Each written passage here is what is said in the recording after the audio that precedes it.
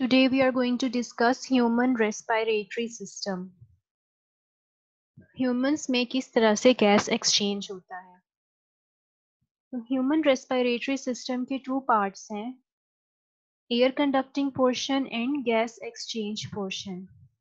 Air conducting portion वो हिस्सा होगा जो कि एयर को पहुंचाएगा यानी गैसेस को पहुंचाएगा गैस एक्सचेंज पोर्शन की तरफ, फिर जहां पे मेन गैसियस एक्सचेंज का फंक्शन परफॉर्म होगा।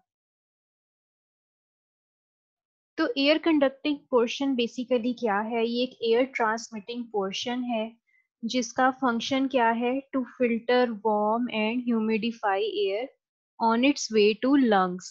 ये लंग्स तक जो है हवा को पहुंचाता है, और इसके अलावा ना सिर्फ हवा को पहुंचाता है बल्कि उसको फिल्टर भी करता है, वार्म भी करता है, ह्यूमिडिफाई भी करता है। अब इस एयर कंडक्टिंग पोर्शन में बहुत सारे पार्ट्स हैं, बहुत सारे ऑर्गन्स हैं जो डिफरेंट फंक्शंस परफॉर्म कर रहे हैं, जैसे कि nasal cavity, pharynx, trachea, bronchi and bronchioles. तो नेजल कैविटी जो सबसे पहला ऑर्गन है इस एयर कंडक्टिंग पोर्शन का, उसका क्या फंक्शन है? जैसे ही जो हवा जो है वो एंटर होती है हमारे एयर कंडक्टिंग पोर्शन में एक्सटर्नल नेयर्स की मदद से, तो वो सबसे पहले जो है नेजल कैविटी में एंटर होती है। और नेजल कैविटी के बाद जो है एयर कहाँ मूव करती है? फेरिंग्स में। फेरिंग्स क्या है? जैसे कि यहाँ आपको नजर आ रहा है, फेरिंग्स जो है एक ट्यूब लाइक स्ट्रक्चर है जो स्केलेटल मसल से बना होता है। इसके अलावा ये कॉमन एरिया भी है for both respiratory and digestive tracts, यानी ये कॉमन पैसेज वे है जहाँ से हवा और खुराक दोनों हमारी बॉडी के अंदर दाखिल होते हैं। फूड जो है वो यहाँ से इसोफेगस में दाखिल हो जाता है, जबकि एयर जो है वो फेरिंग से ट्रेकिया में एंटर हो जाती है। नेक्स्ट इसका पोर्शन जो है वो है लेरिंग्स।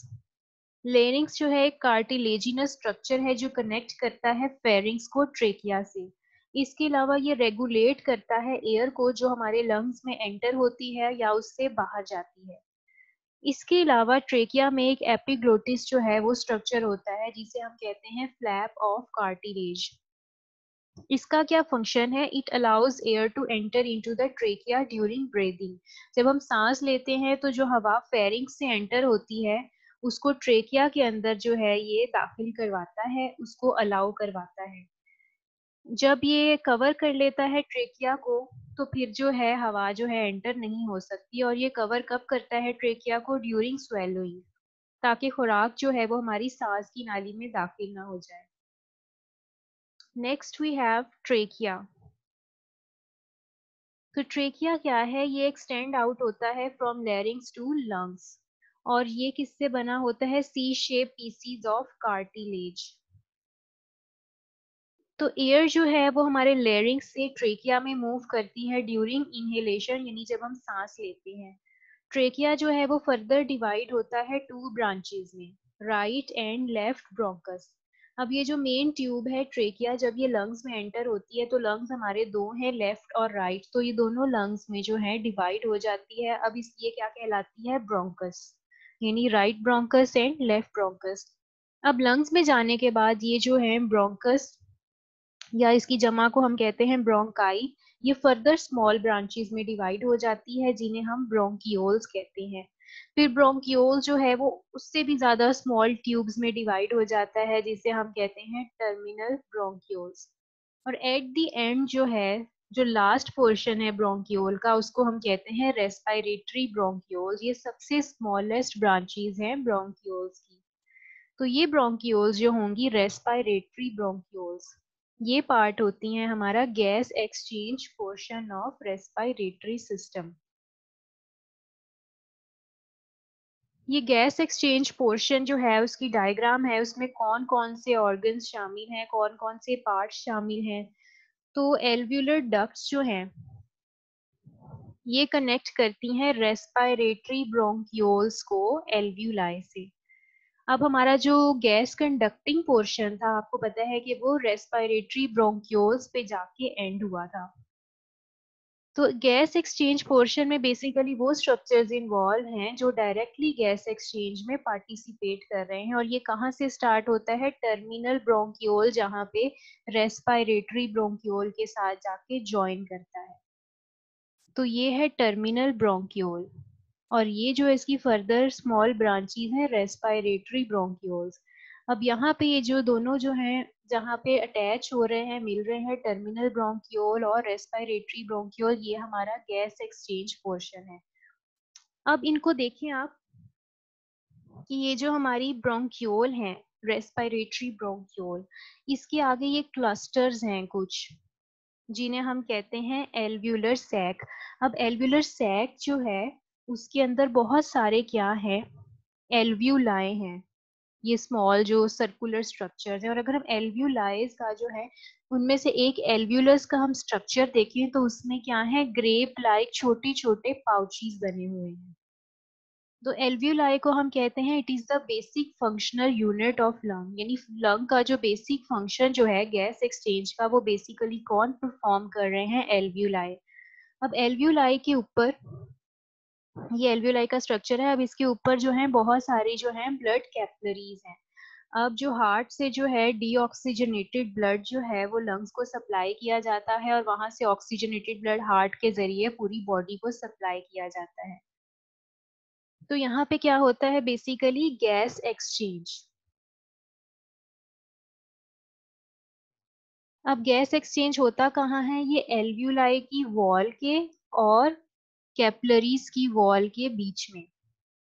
अब ये जितना भी डीऑक्सीजनेटेड ब्लड आ रहा है इसके अंदर जो है कंसंट्रेशन कार्बन डाइऑक्साइड की ज्यादा है, जबकि ये जो एयर है इस एल्व्यूलाई के अंदर, एल्व्यूलस के अंदर, उसमें ऑक्सीजन की कंसंट्रेशन ज्यादा है। तो कंसंट्रेशन ग्रेडियंट के डिफरेंस के अकॉर्डिंग जो है यहाँ पे क्या होगा, गैस एक्सचेंज होगा। तो कार्बन डाइऑक्साइड ब्लड में से रिमूव होके इस एयर में चली जाएगी, और ऑक्सीजन इस एयर से रिमूव होके हमारे ब्लड में चली जाएगी, और जब ऑक्सीजन ब्लड में जाएगी तो ये ब्लड जो है वो डीऑक्सीजनेटेड की बजाय ऑक्सीजनेटेड ब्लड बन जाएगा।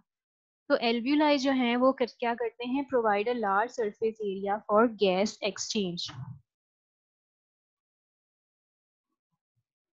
तो अब हम देखेंगे मैकेनिज्म कि किस तरह से जो है इनहेलेशन और एक्सहेलेशन जो है हमारी बॉडी में परफॉर्म होती है। तो वेंटिलेशन क्या होती है? तो हम ह्यूमंस के अंदर कहते हैं इसे पल्मोनरी वेंटिलेशन, जिसको हम दूसरी लैंग्वेज में ब्रीदिंग भी कहते हैं। ये एक ऐसा प्रोसेस है जिसमें एयर जो है हमारे लंग्स के अंदर और बाहर फ्लो करती है। और ये एयर का फ्लो जो है वो किस तरह से मुमकिन है? Due to pressure differences between atmosphere and gases inside lungs. तो एक प्रेशर ग्रेडियंट जो है वो इस्टेब्लिश हो जाता है हमारे लंग्स और एटमॉस्फेयर के अंदर। अगर लंग्स के अंदर प्रेशर ज्यादा होगा तो लंग्स से जो है बाहर की तरफ, एटमॉस्फेयर की तरफ जो है गैसेस फ्लो करेंगी, और अगर एटमॉस्फेयर का प्रेशर ज्यादा होगा तो लंग्स की तरफ जो है ये गैसेस जो है मूव करेंगी। तो इसके नतीजे में इनहेलेशन और एक्सहेलेशन होगी। इसके अलावा हमारे कुछ बॉडी के ऐसे स्ट्रक्चर्स भी हैं जो इनहेलेशन और एक्सहेलेशन में पार्टिसिपेट कर रहे हैं, जैसे कि हमारे पास है यहाँ थोरेसिक कैविटी। अब थोरेसिक कैविटी क्या होती है? तो ये हमारी बेसिकली चेस्ट कैविटी है, और ये second largest hollow space of body है, यानी ये खाली जगह हमारी बॉडी की जो हमारे चेस्ट रीजन में है। सबसे बड़ी कैविटी तो हमारी एब्डोमिनल कैविटी होती है, स्टमक वाली साइड पे, जहाँ पे स्टमक वगैरह जैसे ऑर्गन शामिल होते हैं, वो होती है हमारी लार्जेस्ट होलो स्पेस। लेकिन सेकंड नंबर पे जो हमारी बड़ी कैविटी है वो है चेस्ट कैविटी। अब ये एनक्लोज्ड किससे होती है? रिब से, वर्टिब्रल कॉलम से, स्टर्नम जिसको हम ब्रेस्ट बोन भी कहते हैं, तो ये सारी जो हैं बोन्स जो हैं इसको क्या करती हैं, एनक्लोज करती हैं इस खाली स्पेस को, और इसको सेपरेट करती हैं फ्रॉम एब्डोमिनल कैविटी। और नीचे की तरफ एब्डोमिनल कैविटी है, ऊपर की तरफ थोरेसिक कैविटी है, और इन दोनों को सेपरेट कौन करती है? एक मस्कुलर पार्टीशन जिसे हम डायाफ्राम कहते हैं।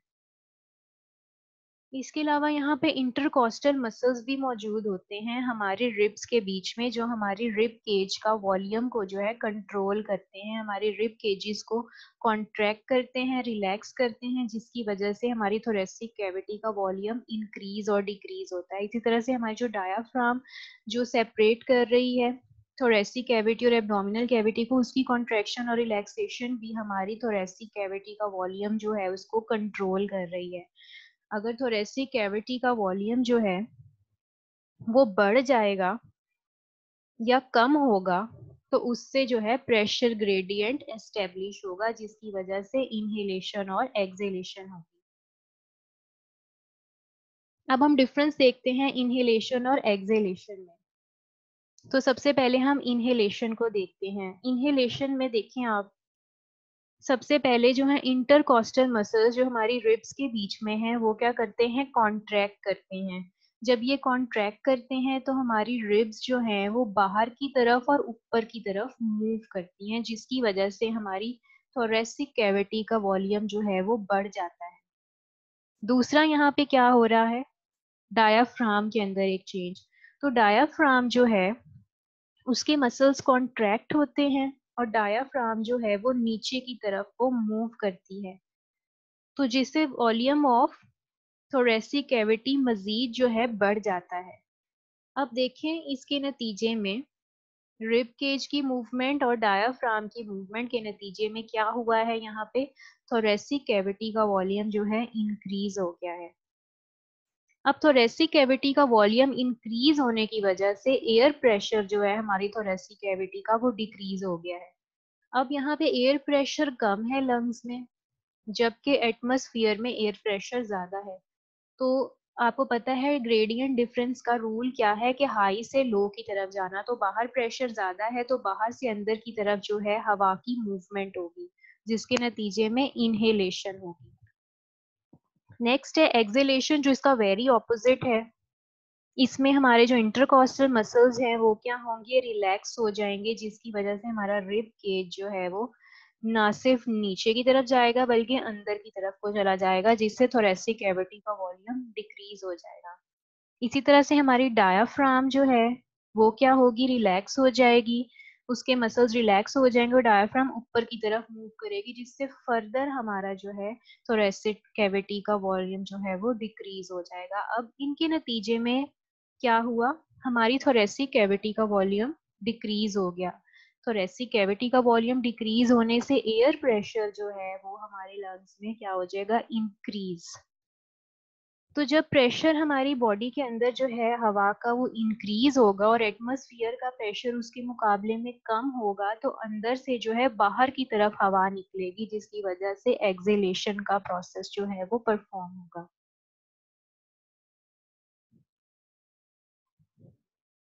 तो आज का हमारा टॉपिक यहीं पे एंड होता है। Thank you.